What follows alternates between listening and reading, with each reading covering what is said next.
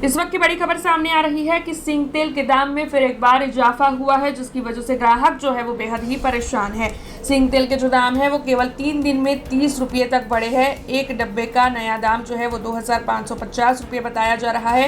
ऐसे में महंगाई इसमें लगातार बढ़ती हुई देखने मिल रही है। हालांकि कपास तेल, पामोलिन का दाम जो है वो स्थिर है, सिंग तेल का दाम ही बढ़ता जा रहा है। तब बिन मौसम बारिश की वजह से इस बार उत्पादन कम हुआ है, इसी वजह से पुरवठा कम हो गया है और उसी वजह से सिंग तेल का दाम बढ़ा है, ऐसी खबर सामने आ रही है। तब व्यापारियों में तो चिंता है ही, लेकिन उसी के साथ ग्राहकों पर भी बोझ बढ़ता जा रहा है। तब आने वाले दिनों में दाम में स्थिरता आएगी, ऐसी इस वक्त आस जताई जा रही है।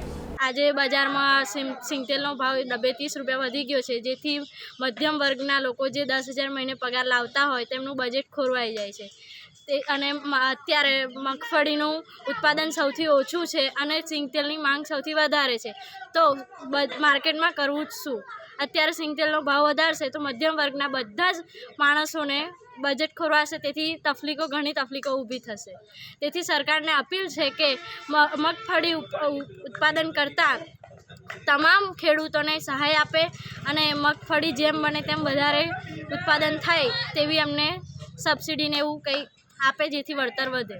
હું સિંગ તેલનો ડબ્બો લાવ્યો તો ડબ્બાએ 30 રૂપિયા ભાવ વધી ગયો છે, તો હજુ સિંગ તેલનો ભાવ હજુ વધશે એવું કહે છે વેપારીઓ। તો અમારે જે મધ્યમ વર્ગના જે 10,000 મહિને પગાર આવતો હોય એ લોકો સિંગ તેલ કઈ રીતના લાવીને ખાય?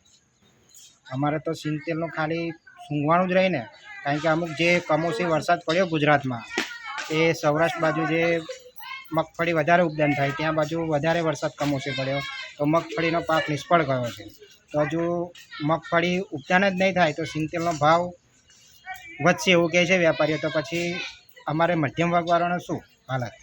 સરકારને એટલું જ કહેવાનું કે અમારે મગફળીનો તેલનો ભાવ અત્યારે ના વધારે અને જે છે રાખે, જે નુકસાન થયું એનું વળતર આપે। જે ખેડૂતોને મગફળી જે ઉત્પાદન કરે છે એ લોકોને સહાય કરે સરકાર। हमसे जुड़े रहने के लिए हमारे YouTube चैनल को सब्सक्राइब करें और नई वीडियो की नोटिफिकेशन के लिए बेल आइकॉन को दबाएं।